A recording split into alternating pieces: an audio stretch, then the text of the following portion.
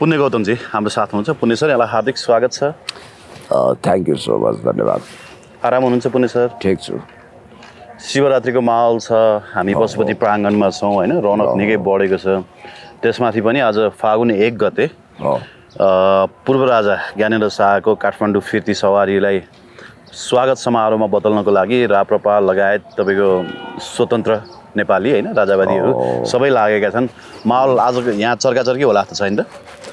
त्यही त, हिजो सरकारले यो अप्रजातान्त्रिक गैर संवैधानिक सुशीला सरकारले हरेक व्यक्तिलाई यो लोकतान्त्रिक स्वतन्त्रता संविधान प्रदत्त प्राप्त छ कि उसले कसैको स्वागत गर्न पाउँछ, कसैको जय जयकार गर्न पाउँछ, कसैलाई वेलकम गर्दै विष्णुको अवतार मानेर राजा विष्णुको अवतार श्रीपाद महाराज धीराज की जय भन्दै तुमुल ध्वनिका साथ स्वागत गरेर लाभा लस्करका साथ पुष्पवृष्टि गरेर स्वागत गर्न सक्छ, रेड कार्पेट ओछ्याउन सक्छ, रातो कार्पेट ओछ्याउँछ भने त्यो उसको स्वतन्त्रताको कुरा हो भन्ने हिसाबले बुझ्नुपर्नेमा पूर्ववर्ती केपी शर्मा ओलीज्यूको सरकारले प्रजातान्त्रिक स्वतन्त्रताको उपभोग गर्न दिँदै राजावादी समूहलाई आफ्ना आराध्य देव राजालाई एयरपोर्टदेखि हजारको लाभा लस्करसहित निर्मल निवास जान छुट दिएको थियो। त्यहाँ प्रचार त बहुत गरिएको थियो कि राजा निर्मल निवास होइन सिधै नारायण इटी छिर्नुहुनेछ र सिर्पेच लगाउनु हुनेछ र राजाको गद्दीमा बस्नुहुनेछ भन्नाले ती सब जोखिम मोलेर पनि यिनीहरूले बहुत अप्रजातान्त्रिक भनेर हेलो होचो गरेको केपी शर्मा ओलीज्यूको सरकारले उदात्त छातीका साथ राजावादीलाई त्यो स्वतन्त्रता दिएको थियो। तर अहिले के त्यस्तो भाउतो पर्यो, रवि लामिछाने र बालेन शाहको प्रभाव रहेको यो सरकारले अचानक सिडिओ मार्फत निषेधाज्ञा जारी गर्यो, स्वागतमा जान प्रतिबन्ध लगायो र यो बेमौसमी तरिकाले सायद यिनीहरू चुनाव भाड्न आफै तयार छन्, भिडन्त निम्ताउन तयार छन् भन्ने टाइपले जुन ढङ्गको हरकत गर्यो त्यो निन्दनीय छ। तर त्यसलाई प्रतिकार गर्दै राजावादी समूहहरूले निषेधित क्षेत्र तोड्ने, खास गरी राजावादी चाहिँ के भन्ने दुर्गा प्रसाईले त्यो दुस्साहसको बिडो उठाए र दुर्गा प्रसाईकै कमान्डमा, अरू त पछि मिसिएका हुन्, राप्रपा हुत्ती याउ भएको पार्टी होइन, उनीहरूले चाहिँ यस ढङ्गले राजालाई आज स्वागत गरिरहेका छन्। र तपाईँ र मैले इन्टरभ्यू गरिरहेको समयमा उनीहरू एयरपोर्टमा छन्, हजारौँको सङ्ख्यामा छन् र यो सरकारको मुटुमा ढ्याङ्ग्रो ठोकेको छ। ए बाबा, लोकतन्त्रले हाम्रो कन्स्टिट्युसनले असहमत स्वरहरूलाई पनि स्पेस दिएको छ। म तपाईँसँग असहमत हुन सक्छु तर तपाईँको वैचारिक स्वतन्त्रताको सम्मानको निम्ति अन्तिमसम्म लड्छु भन्ने, चाहे फ्रान्सेली दार्शनिक भोल्टेयरको कुरा गरौँ, चाहे थोमस जेफरसनको कुरा गरौँ, चाहे नेपालको स्वतन्त्रता सेनानीहरूको कुरा गरौँ, हर कसैले यही स्वतन्त्रताको लागि लोकतन्त्र ल्याएको हो। तर सुशीला कार्कीको सरकार भयङ्कर डराएको देखियो। किन डरायो भन्ने कुरो अब खोल्दै जान्छ। म तिम्रो भनाइसँग असहमत हुन सक्छु तर तिम्रो भनाइ राख्न पाउने अधिकार छ। म मेरो अन्तिम साससँग लड्छु भन्ने भोल्टायरको भनाइलाई होइन आत्मसात गर्दै तपाईँले जुन कुरा भन्नुभयो त्यो ठिकै हो। एउटा कुरा क्या सुन्नु न, दुर्गा प्रसाई लान जान्छन् त्यत्रै मास देख्छु, दुर्गा प्रसाई चितवन जान्छन् त्यत्रै मास देख्छु, आज राजा चाहिँ काठमाडौँ फर्किँदैछन् त्यत्रै मास देख्छु होइन। अब रवि लामिछानेको पोखरामा त्यत्रै मास देख्छु होइन, बालेन शाहको त्यत्रै मास देख्छु, हर्क साम्पाङ जहाँ जान्छन् त्यत्रै मास देख्छु। अनि जनमत चाहिँ एक ठाउँमा मात्रै खुम्चिएको छ होइन, जनमत चाहिँ एक पक्षीय मात्रै छ भन्ने कुरा त त्यो राइट न्यारेटिभ हो र? पोइन्ट टु बी नोटेड, एकदम महत्त्वपूर्ण पोइन्टमा आउनुभयो। तपाईँ मैले भारतमा मास साइकोलोजीलाई होइन तपाईँको अलिकति हिप्नोटाइज गर्नको लागि के गर्न खोजिँदैछ भने देश घन्टीमय भइसक्यो, चुपचाप घन्टी छाप भन्न थाले होइन। तर तपाईँले हेर्नुहोस् न, दुर्गा प्रसाईको पनि उत्तिकै फ्यान फलोइङ छन्, उत्तिकै फलोवर्सहरू छन्, फिजिकल उपस्थिति गरिरहेका छन्। हर्क साम्पाङको उत्तिकै फ्यान फलोइङ होइन, उत्तिकै फिजिकल उपस्थिति छ। बालेन शाहको छ, रवि लामिछानेको छ होइन। अब अन्य दलका नेताहरू अहिलेसम्म मैदानमा उत्रिएका छैनन्, उनीहरू उत्रे पछाडि उनीहरूको पनि देखिएला होइन। त्यो भन्दाखेरि एउटा मात्रै पक्षसँग जनमत छ भन्ने जुन न्यारेटिभ सेट गरिँदैछ यो रङ न्यारेटिभ होइन र? यो बिल्कुल गलत कुरा हो। युवराज सर, फेरि हामी यो मास साइकोलोजीको विषयमा असाध्यै अवैज्ञानिक, अवस्तुवादी र अपरिपक्व विश्लेषण गर्छौँ। सुरुमा नेपालमा पार्टीहरू धेर थिएनन्। मल्टिपार्टी डेमोक्रेटिक सिस्टम आएपछि ठुला पार्टी धेर थिएनन्। काङ्ग्रेस एमाले ठुल्ठुला जोस निकाल्न सक्थ्यो, राप्रपाले छिटपुट निकाल्थ्यो। माओवादी पछि आयो, उसले पनि विशाल जोस निकाल्यो अपेक्षाकृत पहिला, अहिले त सक्दैन। भनाइको मतलब के हो भने यो देशको जनसङ्ख्या 3 करोड चान्चुन छ। विदेशमा 1 करोड भए पनि देशमा 2 करोड त छ। अनि नेपालीहरू अधिकांश बेरोजगार छन्। नेपालीहरू काममा इङ्गेज छैनन् धेरै। तपाईँलाई भनौँ एक ठाउँमा 5000 मान्छे ग्यादरिङ भयो भने मान्छेलाई भ्रम के पारिदिन्छ भने यो 50,000को जुलुस हो। 10,000 15,000 मान्छे जम्मा भएपछि 1 लाख जस्तो देखिन्छ। खुल्ला मञ्च टनाटन गर्दा त्यो रत्तपारको चौर पनि भरिदा त्यसको कुल क्षमता 25,000 हो। तपाईँ जति भन्नुहोस् नेपालमा असाधारण किसिमको मास डेमोन्स्ट्रेसन भयो अथवा तपाईँको यही भनौँ न 2046 सालको परिवर्तनपछि खुल्ला मञ्चमा जम्मा भएको मास या 63 को आन्दोलनपछि खुल्ला मञ्चको मास या अझ तपाईँले त्यसलाई क्याटेगोराइज गरेर भन्नु पर्दाखेरि अझ स्पष्टसँग बुझ्न सक्नुहुन्छ। माओवादीले 63 सालपछि प्रचण्ड सार्वजनिक हुने भनेर खडा गरेको मासमा पनि भनौँ न 46 सालको 70,000 मास थियो भनिन्छ, याद गर्नुहोला। अनि 63 को आन्दोलनको चारैतिर यो चक्रपथसहित आउँदा 1 लाख 1.25 लाख भनिन्छ र माओवादीले निकाल्दा पनि 1.25 लाखको मास भनिन्छ। त्यो मास भने कति थियो भने नि यता त्रिपुरेश्वरसम्म हेर्नुहोस् है, उता तपाईँको जमलभन्दा अझ उता अनि यता माइतीघर मण्डलासम्म टनाटन मास हुँदा पनि मान्छे चारैतिर फैलिँदा पनि 1.5 लाख हुँदो रहेछन्। अब यहाँ के छ भने यत्रो जनसङ्ख्यामा दुर्गा प्रसाईलाई आहा भन्ने, दुर्गा प्रसाईलाई हाई हाई गर्ने पनि 50-60 हजार मान्छे होलान्। अनि बालेन शाहका पनि होलान्, रवि लामिछानेका पनि होलान्। अब करोडौँ मान्छे त उल्ट्या होइन नि त, त्यसको आधार पनि जनमत यति हो भनेर हुँदैन नि। अब केपी शर्मा ओलीज्यू जाँदा पनि त्यत्तिकै हुन्छ। रविजीको हकमा चाहिँ के छ भने वडा तहसम्म कमिटी गठन गरिसकेको छ। अनि नेतृत्व तह जाने होइन, अब सभापति जस्तै सभापति जस्तो व्यक्ति नै तपाईँको जाने भइसके पछाडि चाहिँ तपाईँको सर्कुलेसन हुँदो रहेछ क्या, सबै वडा तहका नेताहरूसम्म सबैले सर्कुलेसन हुँदो रहेछ। कतिपयलाई अनिवार्य उपस्थितिको पनि उर्दी जारी हुँदो रहेछ। अनि ती वडा तहका नेताहरू जाँदाखेरि नै एउटै पालिकाका पनि टन्नै भइहाल्छन् नि सर। चुपचाप घन्टी छाप होइन कि कोलाहलका साथ घन्टी छाप उनीहरूको नीति हो। चुपचाप त उनीहरू रह नै सक्दैनन्। अहिले समाजमा सबभन्दा बाचाल, सबभन्दा बढी बोलक्कड, सबभन्दा बढी मुखछाडा कोही छ भने त्यो रासोपा नै हो। त्यसकारण उनीहरू चुपचाप रहने जातै होइन। अब जहाँसम्म तपाईँले मासको आधारमा त्यसको एक्चुअल शक्ति यति छ भनेर हेर्नु हुँदैन, त्यो चुनावी शक्तिको रूपमा कन्भर्ट हुँदैन। र अब मूल हामी फोकल पोइन्टमा आउँ। जस्तो आज राजालाई नारायण हिटीमा सिर्फेस लगाइदिने हल्ला पनि चल्यो। आजै आजै प्रत्येकचोटि चल्छ। यो त के छ भने पशुपति खड्का लगायतका मित्रहरू हरेकचोटि राजा आउँछ भन्नुहुन्छ। मनोज सापकोटा, पशुपति खड्का, उहाँहरूले प्रत्येकचोटि राजा आउँछ भनिरहनुहुन्छ। त्यो उहाँहरूको आस्थाको कुरा हो होइन।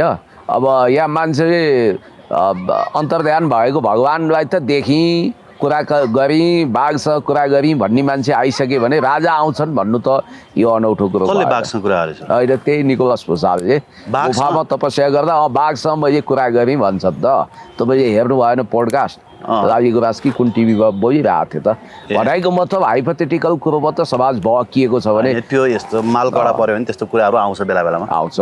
अब मैले भन्न खोजेँ राजा पनि एउटा शक्ति हो। राजा पनि 240 वर्ष शासन गरेको शक्ति हो। र यो देशै नरहने अवस्थामा पिपुलले चाहे भने भू राजनीतिक परिस्थिति अनुसार राजाले स्पेस पाउन पनि सक्नुहुन्छ। त्यो ठुलो कुरो भएन।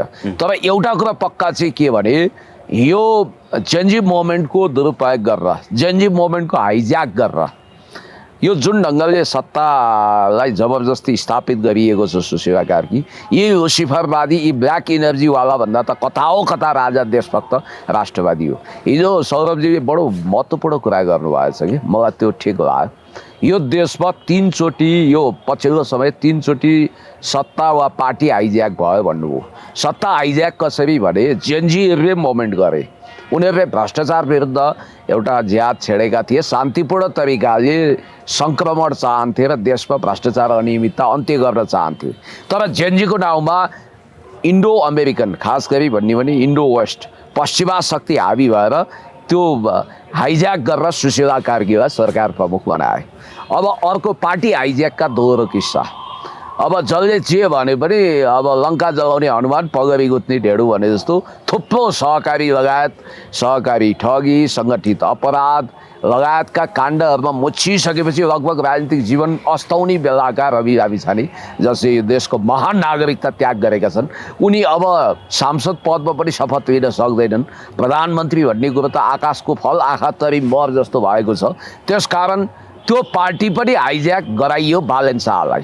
बालेन शाहलाई पार्टी हाइज्याक गरेर बालेन शाहलाई सभापति बनाइयो, जबकि यो संसारमै यो हुनै सक्दैन। सभापति त नभनौँ, जस भविष्यको सभापतिको लाइनमा उभ्याएर रोल नम्बर 2 बनाइयो र भावी प्रधानमन्त्री घोषणा गरियो। जबकि त्यो पार्टीको विधानमै पार्टी सभापति बाहेक कोही पनि प्रधानमन्त्री बन्न सक्दैन भनेर स्पष्ट रूपमा किटान गरेको छ। तपाईँ कल्पना गर्नुहोस्, अहिले कुनै पनि पार्टी संसारभरि बनेका पार्टीमा टपक्क टिपेर कुनै पनि मान्छेलाई फर्स्ट म्यान वा सेकेन्ड म्यान बनाइँदैन। यो अद्भुत आश्चर्यको कुरा हो। त्यहाँ पार्टी हाइज्याक भएको छ। अर्को गगन थापाले पार्टी हाइज्याक गरेका छन् विशेष महाधिवेशनको नाउँमा भन्ने बित्तिकै अब के हाइज्याक हुन बाँकी होला? यो देशको सम्पूर्ण सत्ता हाइज्याक गर्न बाँकी छ। सम्पूर्ण रूपमा यो देशलाई किस्ता किस्तामा सिद्धाउन बाँकी रहेछ। अब त्यही काम गर्दैछन्। अब जस्तो तपाईँलाई म एउटा स्ट्याटस पनि पढिबाची सुनाउँछु, बडो रोचक छ। हाम्रो सौरभजीकै हो र पछिल्लो समय सौरभजीका घतलाग्दा स्ट्याटसहरू, तथ्यपरक स्ट्याटसहरू आइरहेको छ। अब हामीले यो हेर्नुपर्छ कि अब यहाँ अलिकति तपाईँलाई म यहाँ भन्दैछु। अब या कतातिर छ जे होस्, उहाँले चाहिँ के भन्नुभएको छ सौरभजीले भने, यस्तो चुनाव हुँदैछ जहाँ चाहिँ सेनाको नियन्त्रणमा बाक्सा साटेर धाँधलीपूर्ण तरिकाले, इतिहासकै सबभन्दा धाँधलीपूर्ण तरिकाले चुनाव हुँदैछ। बाक्सा साटासाट हुँदैछ, फेयर इलेक्सन हुँदैन। किनभने यो जेनजीको नाउँमा खडा गरिएको अप्रजातान्त्रिक, गैर लोकतान्त्रिक, बिल्कुल नेपाल विरोधी सरकार हो र यसले राष्ट्रपाललाई बहुमत दिलाउनको लागि अस्ति तपाईँलाई भन्दाखेरि पत्याउनु भएन, गगन थापालाई त्यसै सरलाई 4 पुर्याएको हो त? हो, सही कुरा, सही भन्नु। बोर्डरको छेउ त्यसै पुर्याएको होला त? होइन होइन, सही भन्नुभयो तपाईँले। सुन्नु न, हर्क साम्बाङले भनेको एउटा कुरा के, यो देश रहे सरी पृथ्वी रहेसम्म यो देश रहनुपर्छ, चन्द्र सूर्य रहेसम्म यो देश रहनुपर्छ भनेर उहाँले बोल्नु भएको थियो होइन? देश कहाँ जाला र भन्ने जस्तो धेरैलाई लाग्छ क्या। देश बचाउन भए पनि हामीलाई भोट दिनुहोस् भनेर उहाँले मागिरहनु भएको छ। सही। तर पछिल्लो समयको भू राजनीतिक अवस्था हेर्दाखेरि, भू राजनीतिक द्वन्द्व हेर्दाखेरि त हामी निकै ठुलो द्वन्द्वको खाडलमा फस्दैछौँ भन्ने कुरा क्लियर भएन। अब को कतापट्टि भन्ने कुराको हामी किताकाटतर्फ नजाउँ, तर इन्डो पेसिफिक कमान्डको कमान्डर अमेरिकी जेनरल तपाईँको स्यामुएल पोपोरो के नाम हो उहाँको, एडमाइरल स्यामुएल पोपोरो चाहिँ अहिले नेपाल आउनु भएको छ। हिजो राति नेपाल आइपुग्नु भयो। यो भनेको त ठुलो सङ्केत हो नि सर। इन्डो पेसिफिक कमान्डको जेनरल चाहिँ यहाँ, कमान्डरै यहाँ आउनुपर्ने कारण के हो? हामी आइपिएसमा छौँ र, हामी इन्डो पेसिफिकमा छौँ र, कसैको सैन्य रणनीतिमा हामी छौँ र? होइन, छेर्न लागिसक्यो नि त। एमसिसी त्यो सुरुङ हो जहाँबाट इन्डो पेसिफिक कमान्डभित्र हामी छिर्न खोज्दैछौँ र इन्डो पेसिफिक स्ट्राटेजीको सुरुङभित्र, ब्ल्याक होलभित्र छिराउनकै लागि सुशीला कार्कीको सरकारको बन्दोबस्त गरिएको भन्ने कुरो त देखिएको छ। अब सुशीला कार्की पछि पनि यस्तै विश्वसनीय दलाल सरकार, विवेकलाई बन्धक राख्ने, नेपाललाई किस्ता किस्तामा समाप्त गर्ने पश्चिमा रणनीतिको गोटी बनाउने सरकार त यहाँ बनाउनु पऱ्यो। कृष्ण पहाडीजीको बहुत इम्पोर्टेन्ट इन्टरभ्यू आएको छ र पहिलोपटक उहाँ आफै प्रो वेस्टर्न भनेर धेरैले बदनाम गरेको व्यक्ति भए पनि पहिलोपटक खुलेर उहाँले राष्ट्रियताको पक्षमा कुरा गर्नुभएको छ र दलाई लामाको हेडक्वार्टर नेपाल सार्ने योजना अन्तर्गत काम भइरहेको सङ्केत गर्नुभएको छ र हो र? हो, यस। दलाई लामाको हेडक्वार्टर यस हो, भारतबाट नेपाल सार्ने हो। यो विषयमा म आउँछु, किनभने भारत भू राजनीतिक चेपुवामा छ। उसले दलाई लामा धेरै बोकेर हिँड्न नसक्ने अवस्था आइसक्यो। अब म अलिकति पोइन्टमा आउँछु। अब एउटा हामी चाहिँ हरेक कुरालाई ट्याक्टिकल मुभको रूपमा हेर्छौँ। तर अमेरिकनहरू पावर सेन्टरले खास गरी ग्लोबल पावरले स्ट्रेटेजिक रूपमा हेर्छ। उसले 20, 50, 100 वर्षपछिको आफ्नो भू राजनीतिक रणनीति अन्तर्गतको गोटी चालिरहेको हुन्छ। उसले एक हिसाबले भन्दा चेकआउट गरिरहेको हुन्छ। हामी चाहिँ एक चुनावलाई दृष्टिगत गर्छौँ। अहिले 84 को चुनाव 82 मै किन हो, यो प्रश्नको उत्तर मजाले तपाईँ पाउनुहुन्छ। किनभने अब स्थापित परम्परागत सुदृढ दल छ, उनीहरूले जे अपेक्षा गरेका थिए त्यो दिन सक्ने हिसाबले झुक्ने अवस्था छैन। अर्थात् स्थापित दलबाट खास गरी नेपाली काङ्ग्रेस र एमाले अथवा माओवादीबाट उनीहरूले मागेका सोचेको कुराहरू पुरा हुँदैन। त्यसकारण नेपालमा एक थान यस्तो कुख्यात दलाल र इतिहासकै सबभन्दा भद्दा राष्ट्रघाती सरकार चाहिएको छ जसले गर्दा नेपालको टोटली पश्चिमाकरण होस्। सांस्कृतिक हिसाबले पश्चिमाकरण, जस्तो कि गाई काट्ने, नेपालको धर्म संस्कृति नष्ट गर्ने आदि इत्यादिको बम ब्लास्टिक वक्तव्यबाजी भविष्यको सङ्केत हो।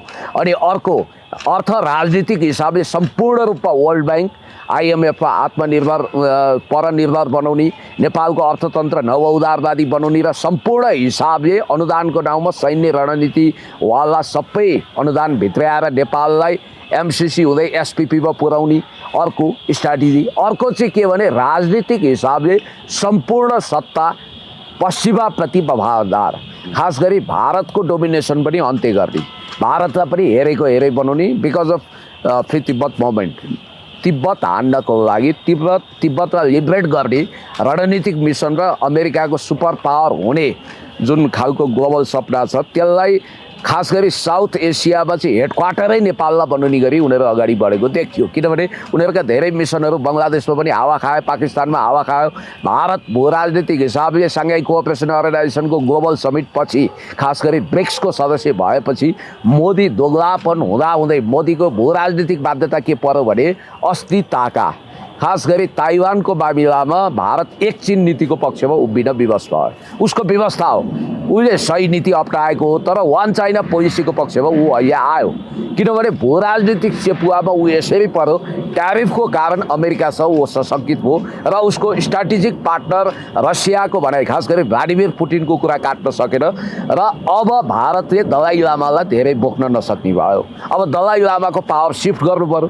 दलाई लामा सिफ्ट हुने ठाउँ कुन त? भूगोलको हिसाबले, परम्पराको हिसाबले, सबै हिसाबले उनीहरूले नेपाल देखे। दुईटा कारणले उनीहरूले नेपाललाई एकदमै, दुई तिनवटा कारणले भू राजनीतिक रणनीतिक हिसाबले नेपालमा उनीहरू यस्तो राष्ट्रघाती दलाल सरकार, जेलेन्स्की सरकार बनाउन चाहन्छन्, नयाँ भ्लादिमिर जेलेन्स्की जन्माउन चाहन्छन्, नयाँ सर्भेन्ट अफ पिपुलको अवतारमा राष्ट्रपाललाई ल्याउन चाहन्छन् र उनीहरूले किस्ता किस्तामा नेपाललाई जेलेन्स्की पथमा हिँडाउने, युक्रेन बनाउने वा युगोस्लाभिया जस्तो नेपालको अस्तित्वै समाप्त गर्ने, संसदबाटै सिक्किम बनाइदिने। किनभने एन्डुप दोर्जेले संसदको 2/3बाटै सिक्किम विलय गराएका हुन् भारतमा। त्यस कारणले गर्दाखेरि सबभन्दा भल्गर भद्दा पात्र को हुन्छ? तपाईँलाई निकट अतीतमा सम्झाउँछु। SPP सम्झौता गर्नको लागि संसदमा टेबल गरियो।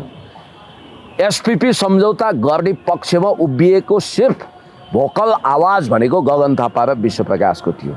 गएर इतिहास पल्टाउनुहोस्। सुरुको दिन SPP टेबल गर्न गगनले दबाब दिए, तर 3 दिनपछि फेरि गगन पनि पर्लक्कै पल्टिए। किनभने उनले बुझे शेरबहादुर खुद SPP को पक्षमा थिएनन्। Strategic partnership program SPP MCC पछिको महत्त्वपूर्ण इन्डो पेसिफिक स्ट्राटेजीको हिस्सा त्यो पास गराउन उनीहरू चाहन्छन्। स्ट्राटेजिक हैन, state partnership program. State partnership program हो। स्टेट पार्टनरसिप प्रोग्रामको नेपाललाई हिस्सा बनाउन रासपा सहमत भयो। बालन शाह तयार भए।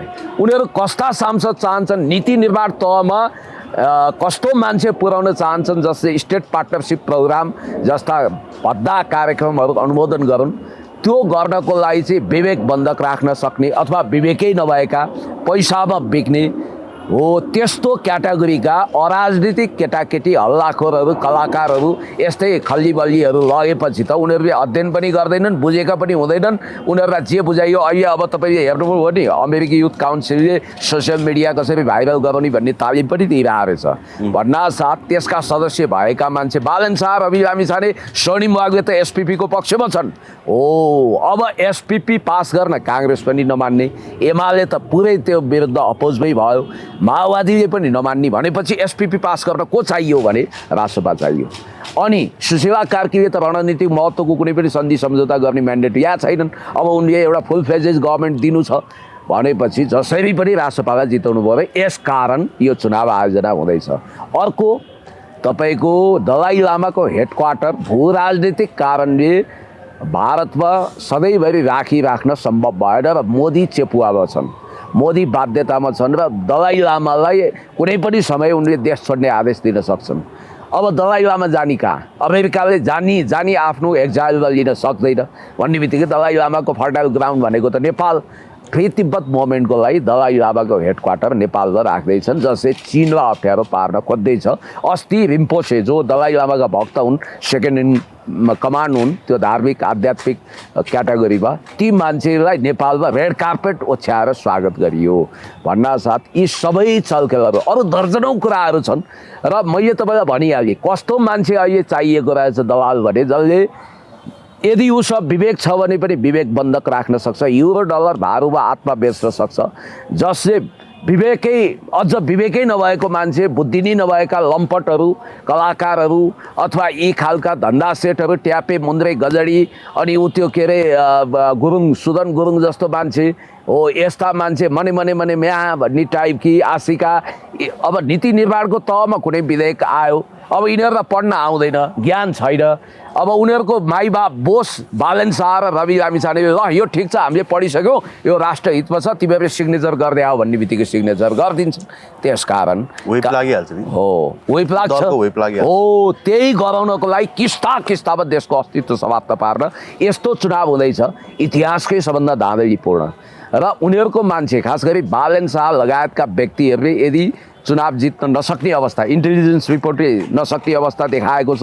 दुईवटा कुरा छ, या त उनीहरूले अहिले सेना किन परिचालन गर्नु पर्थ्यो, सेनाको घेरामा चुनाव गराएर यो लोकतान्त्रिक मर्म र भावना विपरीत सेनाको घेरामा चुनाव गराएर बाक्सा साटासाट गरेर पुरै धाँधलीपूर्ण तरिकाले जसरी पनि बालन शाहलाई जिताउँछन्। होइन अब त्यस्तै पऱ्यो भने उही राजावादीहरूसँग भिडन्त गर्ने, कोसँग गर्ने, चुनाव क्यान्सल गर्न चाहन्छन्, यो देखिन्छ। या त यिनीहरू चुनाव क्यान्सल गर्ने बाहना खोजिरहेका छन् बालन शाह, यो चुनावै बालन शाहको लागि हुँदैछ भने कस्तो इम्पोर्टेन्ट कुरो हेर्न। काङ्ग्रेसमा एसपिपी समर्थक गगन थापाको मुठीमा काङ्ग्रेस गयो, देउबा साइड आए, यही एसपिपी गर्न नमाने हुनाले देउबा वियोगान्त स्थिति भोगेर राजनीति नै समाप्त गरिदिए। सेटिङमा ल निर्वाचन आयोग बनाऊ, विशेष महाधिवेशन भनेको छ, 30% महाधिवेशन प्रतिनिधि बन्द सत्रमा छन्, तैपनि निर्वाचन आयोगले मान्यता दियो, पार्टी नै हाइज्याक भयो, कब्जै भयो, अब हेर्दै समाप्त भयो। भनेपछि सेटिङ कस्तो छ त भने एसपिपी समर्थक गगन थापा आए पनि उनीहरूको एक हातमा लड्डु भइगयो, बालन शाह आए अर्को हातमा लड्डु हो। अब जो भल्गर छ, जो अराजनीतिक छ, जो खल्लीबल्ली छ, जो जेलेन्स्की पथमा हिँड्न सहमत छ, जसले इन्डो वेस्टको सुरुङमा अझ वेस्टर्न सुरुङमा नेपाललाई छिराउन सक्छ, त्यो व्यक्ति नै सांसद हुने, मन्त्री हुने, नीति निर्माण तहमा पुग्ने, प्रधानमन्त्री हुने अवस्था आएको हुनाले देश अभूतपूर्व सङ्कटमा छ। यो अभूतपूर्व सङ्कटमा मेरो सिट कति, तेरो सिट कति, यसले जित्छ कि जित्दैन, त्यसले जित्छ कि जित्दैन हिसाब नलगाउनुहोस्। अनि अर्को कुरा, यिनीहरू तीनवटा देशको भर्खरकै चुनावबाट तर्सिएका छन् र यसबाट पाठ सिकेर जसरी पनि राष्ट्रपाललाई रेस्क्यु गर्नुपर्छ भन्ने पक्षमा छन्। खास गरी भन्ने हो भने थाइल्यान्डमा जुन चुनाव भएको छ, अब थाइल्यान्डको चुनावमा बङ्गलादेशमा त शानदार साथ भयो नि त सर। बङ्गलादेशमा जुन विद्यार्थी मुभमेन्ट भयो नेपालमा जस्तै, त्यहाँ विद्यार्थीहरूले खोलेको दलले त जम्मा सात सिट मात्रै ल्यायो। त्यहाँ धेरै समय विपक्षमा बसेको बिएनपी दलले नै मेजोरिटी पायो होइन। अब खालिदा जियाकै छोरा चाहिँ अब प्रधानमन्त्री बन्दैछन् भन्ने कुरा बङ्गलादेश नेसनलिस्ट पार्टीको जग थियो, बेगम खालिदा जियाको छोरा नै प्राइम मिनिस्टर बन्दैछन्। अब खालिदा जियाले त यो धरती छोडिन् होइन, अब उनको धरतीमा रहने धेरै रहन्छ भन्नाले जोर जबरजस्ती सत्ता कब्जा गरे पनि जनताको मन त कब्जा गर्दो रहन्छ।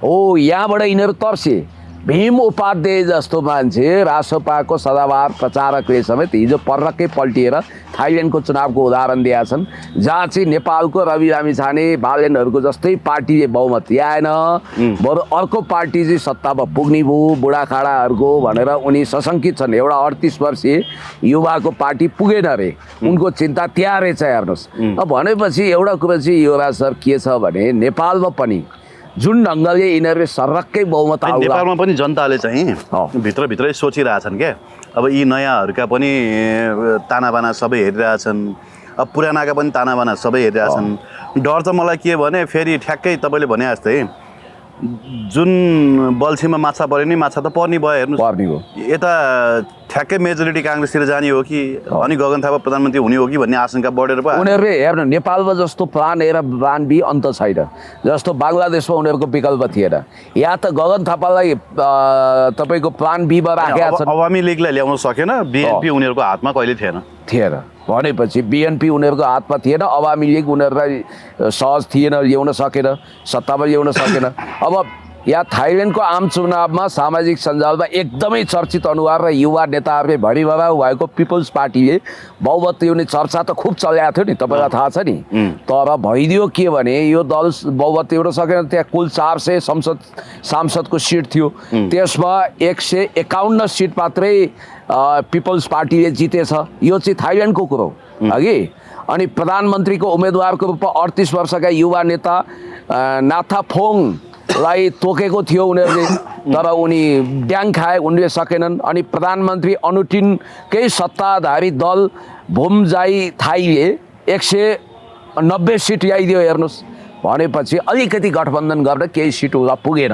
अलिकति गठबन्धन गर्दा पुगिहाल्छ केही सिट सत्ताको लागि बहुमतमा पुगेको छैन भनेपछि अनुटिनकै पुरानै दलले सरकार बनाउने हो अझ सठिक उदाहरण अलिकति तपाईँले फेसबुकमा तपाईँको फलोवर्स भएको आधारमा भोट चाहिँ नआउने रहेछ क्या हेर्नु न यो फेसबुकमा 75 लाख भनेको 7.5 मिलियन फलोवर्स भएको बङ्गलादेशकी युवा नेत्री जारा चाहिँ इलेक्सनमा तेस्रो स्थानमा आइछिन् तपाईँले भने त मिल्छ क्या हो तेस्रो स्थान भन्नुहुन्छ तपाईँ होइन सही कुरा हो त्यही हुन्छ होइन तपाईँ अरू कुरो छोडिदिनु क्यामिलो भलेजा भन्ने चिलीको विद्यार्थी आन्दोलनको संसार प्रसिद्ध नायिका अहिले गुमनाम छिन् कहाँ छिन् उनको नाम यति चर्चामा थियो त्यति मात्रै हेर अस्ति हामीले भन्यो नि प्रशान्त भूषणदेखि तपाईँको प्रशान्त किशोरदेखि जेएनयूको सोभि सभापति भएका कन्हैया कुमारसम्म अहिले कहाँ पुगे पानीको फोका जस्तो फुटे यी त मिलन लिम्बूलाई अस्ति जिताएकै हो त सोसियल मिडियामा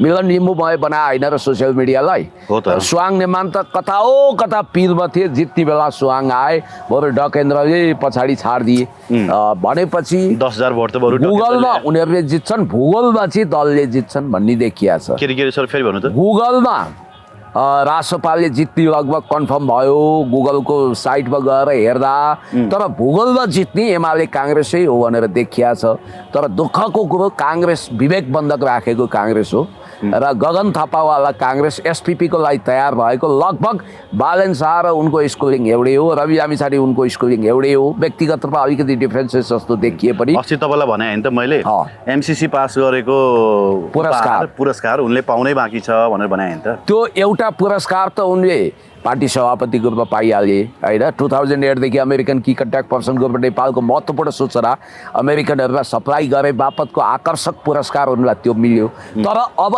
एसपिपी पास गराउन पनि त गगन जस्तो तत्त्व चाहियो मानौँ यिनीहरूले जसरी बङ्गलादेश नेसनलिस्ट पार्टीले ल्यान्डस्लाइड भिक्ट्री गरेर सरकार बनाउने अवस्था आयो त्यसै गरी नेपालमा एमाले र प्रतिपक्षको रूपमा काङ्ग्रेसले आफ्नो स्थान दरिलो बनाए एमाले सत्तामा आयो लार्जेस्ट पार्टीको रूपमा या अब बहुमत ल्याएर आयो र काङ्ग्रेस प्रतिपक्षमा बसेर रासपा चाहिँ तेस्रो खालको पार्टी भयो बजौला पार्टी अझ नेपाली कम्युनिस्ट पार्टीले पिछा छुटाएर पुरानै चुनावको पुनरावृत्ति हुने के होला भनेपछि उनीहरूले प्लान बी पनि सेट गरेका छन् उनीहरूको योजना के भने गगन थापा रवि लामिछानेहरूलाई मिलाइदिएर एमालेलाई अनदेखा गरेर सरकार बनाउने हो त्यसको लागि प्लान बी फिट गरिसके गगन थापालाई उनीहरूले राखिरहेछन् दुवै हातमा लड्डुको नीति छ र वेस्टर्नहरूले त्यही कारणले गर्दा यो सेटिङको चुनाव यो सुशीला कार्कीलाई बनाइदिएकै वेस्टर्नले हो यिनको माइबापै पश्चिमा हो दुर्गा प्रसाईले त उहाँ अब रवि लामिछाने बालन शाहलाई जेल जाने गरी म नयाँ भिडियो ल्याउँछु सोभिता गौतम पनि जोडिएकी छिन्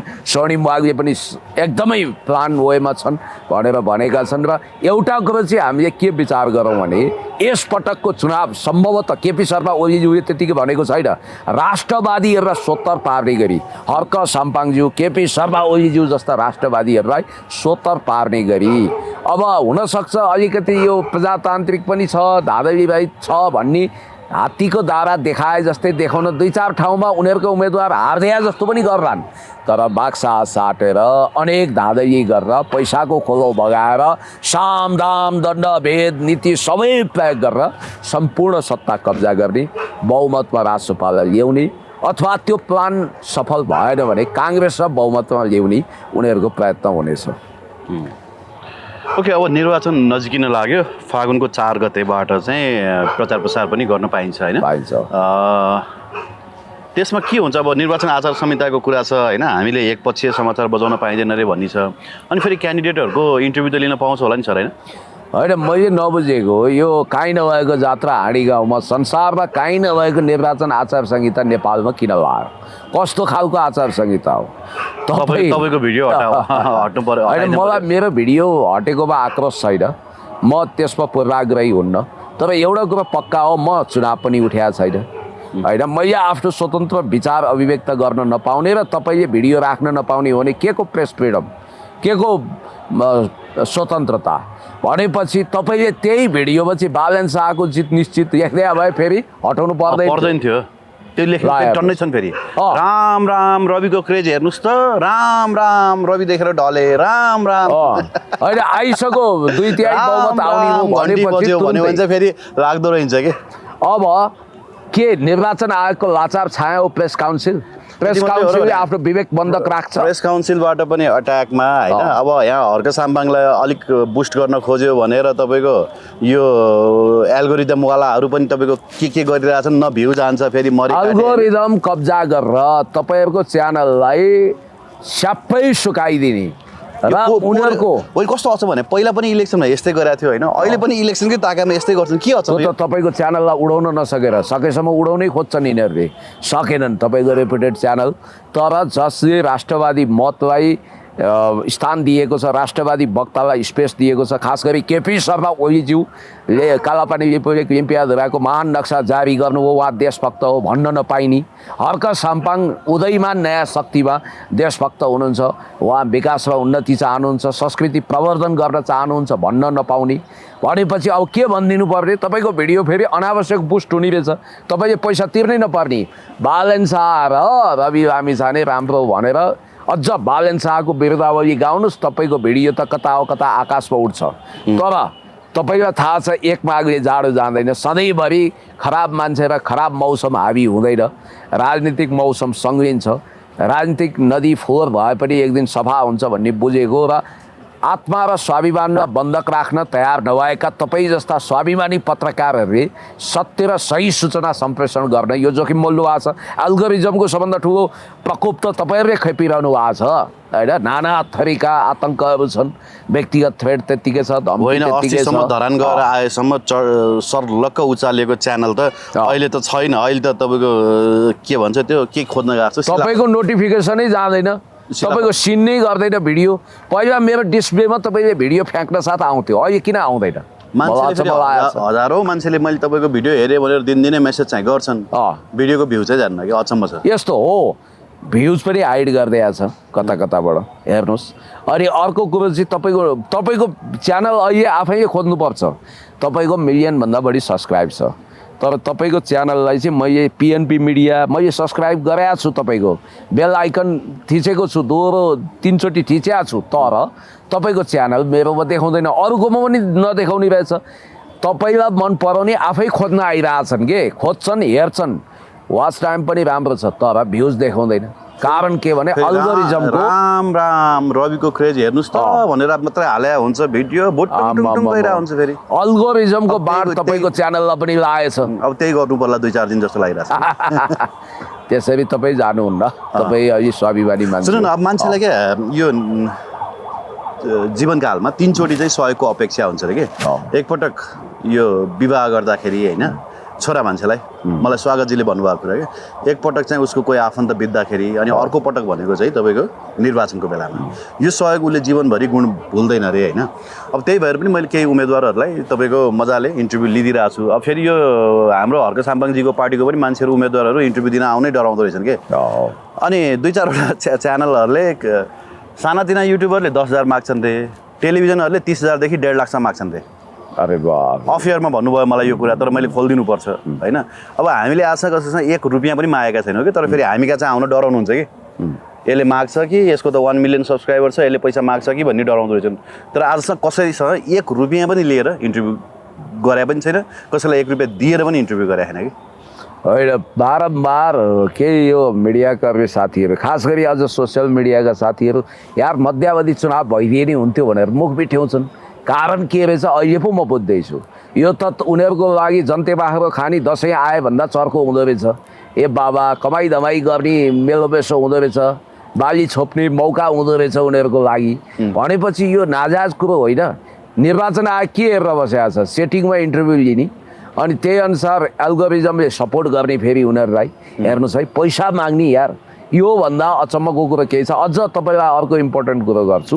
अब बल्ल बल्ल म भ्याकेसन जान लाग्यो, खर्च जुटाएर चाहिँ उम्मेदवार उठ्दैछु सर, मैले एउटै च्यानललाई 1.5 लाख रुपियाँ कहाँबाट दिउँ भनेर गुनासो गर्दै हुनुहुन्थ्यो कि। हामीले कसो छ 1,000 रुपियाँ पनि आजसम्म 1 रुपियाँ पनि कि अझ उम्मेदवारको चिया पनि खाएको छैनौँ। छैन, बरु उल्टै खर्च गर्नुभएको छ। उल्टै खर्च गरेका छौँ, अथवा कसैको सहयोगमा बरु गएर अस्ति धरान गइयो सहयोगमा होइन गरेको छौँ। तर फेरि हामी कहाँ चाहिँ आउन त्यो तपाईँ पारदर्शी हो, तपाईँले स्पष्ट भन्नुभएको छ कि हामी फलान ठाउँमा जान चाहन्छौँ, गाडीमा तेल हाल्ने अवस्था छैन होइन, अहिले भ्युजबाट आउँदैन, हामी पनि पापी पेट पाल्नुपर्छ, होटल सोटलमा बस्नु पर्दा दुनियाँको घरको ढोका ढकढकाउने कुरा आएन, अरूलाई दुःख दिने कुरा आएन, भात खानको लागि जनतालाई गुहार गुहार भन्ने कुरा आएन, आफ्नै गोजीबाट खानु पऱ्यो। त्यसको लागि हरेक यहाँ सर्ट टोइलेट जाँदा 10, लङ टोइलेट जाँदा 30 लाग्छ भनेपछि हरेक कुरोमा पैसै पैसा छ। त्यसकारण अब हामी राष्ट्रवादीहरूलाई सहयोग गर्न चाहन्छौँ, देशभक्तहरूलाई कृपया सहयोग गरिदिनुहोस् भनेर भन्नु कुनै अपराध होइन, त्यो भन्न सकिन्छ, हो कि होइन? त्यही त। अब फेरि पनि एकपटक धरान जाने चाहना छ होइन। धरान मात्रै होइन कि, अब योपालि चाहिँ झापा, तपाईँको सिङ्गो पूर्वाञ्चल भन्नु न, पूर्वाञ्चल भन्नु, मध्यमाञ्चल र पूर्वाञ्चल सबै ठाउँ घुम्ने इच्छा छ होइन। तपाईँले पनि जाने इच्छा प्रकट गर्नु भएको छ होइन। म जान्छु। के छ, समय मिलाउनु? तपाईँले लिफ्ट दिनुहोस् मलाई। होइन, त्यसको लागि त म तयार छु, लिफ्ट दिन्छु होइन। अब यस्तो हो, यो राज्यको भनेको आशय बुझ्नु होला, उहाँ डिप्लोमेटिक कुरा गर्नुहुन्न, चिप्लोमेटिक कुरा गर्नुहुन्न। कुरा भनेको खस्रो मिठो, रोटी चिल्लो मिठो। सिधा कुरा के भने अहिले म पनि बुटी टाट्छु, मेरो पनि गोजीमा चाराना छैन र यो राज्यको पनि हालत पञ्चर छ। भनेपछि हामी यहाँ भन भाइ यो शैलीमा देउसी खेल्न भैयो खेल्न जान लागेको होइन, पवित्र काममा जाँदैछौँ। र मनकारी साथीहरू जो राष्ट्रवादी, देशभक्त, माटो प्रेमी, संस्कृति प्रेमी अथवा झललल्ल घाम लागेको हेर्न चाहने जो हुनुहुन्छ, तपाईँ साथीहरूले दिल खोलेर उदारताका साथ, हामीले धेरै करोडौँ लाखौँको अपेक्षा गरेका छैनौँ, जे जति सकिन्छ तपाईँहरूले खुल्ला दिलले मद्दत गर्नु भने हामी आरामसँग धरान पुगेर अथवा झापा पुगेर आउन सक्नेछौँ र तपाईँहरूको चाहना पनि पुरा क्यान्डिडेट हुनुहुन्छ तनहु 1 को होइन, राजु गुरुङ, काशीराम गुरुङ अथवा राजु गुरुङ उर्फ राजु गुरुङ होइन। उहाँ बिचरा एक्लै घर दैलो अभियानमा गइरहनु भएको छ कि। एक दिन चाहिँ उहाँ कहाँ बसेर होइन, उहाँको केही भिडियोहरू बनाएर अन्तर्वार्ताहरू लिएर होइन, उहाँसँग मजाले हिँड्न पनि मन छ क्या सर। यस्तो केही होइन आँखामा जजेका केही उम्मेदवार हामी 4-5 भाइ जाँदैछौँ, तपाईँहरूले कृपया हाम्रो कुरा ध्यानपूर्वक सुनिदिनु होला। एनिवे ठिक छ ल, अब हामी ट्राई गर्नेछौँ होइन। अब राजु गुरुङको अलिकति भन्नु न त्यो कहानी। होइन, एक्लै उहाँ घर दैलो अभियानमा हुनुहुन्छ क्या, अहिले पनि एक्लै हुनुहुन्छ। अनि अर्को कमल चापागाईजी हुनुहुन्छ। कमल चापागाईको चाहिँ निकै राम्रो माहौल रहेछ त्यहाँ वडा कमिटी होइन, नगर कमिटी, जिल्ला कमिटी सबै रहेछ। उहाँको पनि जित्ने सम्भावना निकै राम्रो छ भन्ने सुनेको छु। नवलपुर 2बाट उहाँ उठ्नु भएको छ। प्रत्यक्ष हामी अहिले सबै लगभग प्रत्यक्ष उम्मेदवारलाई नै टार्गेट गरेर जाँदैछौँ कि। प्रत्यक्ष उम्मेदवार जसलाई चाहिँ मिडिया चाहिएको छ होइन, जसको भोइस चाहिँ तपाईँको हामीले बाहिर ल्याइदिनु पर्ने छ, उहाँहरूको सहयोगको लागि जाँदैछौँ होइन। अब सक्नेले सहयोग गरिदिनु। हाम्रो यात्रा सफल होस् कि हामी शिवरात्रि मनाएर जाने कि आइगयो नि? त्यो शिवरात्रिकै छेको पारेर जान्छौँ हामी। शिवरात्रि त मनाउनु पऱ्यो। आज 1 गते घर सङ्घारमै आयो, भोलि 2 गते यसै हाँस्दै खेल्दै बित्छ, 3 गते शिवरात्रि, 4 गते हिँडौँ। ल हस्, थ्याङ्क यू, धन्यवाद, थ्याङ्क यू।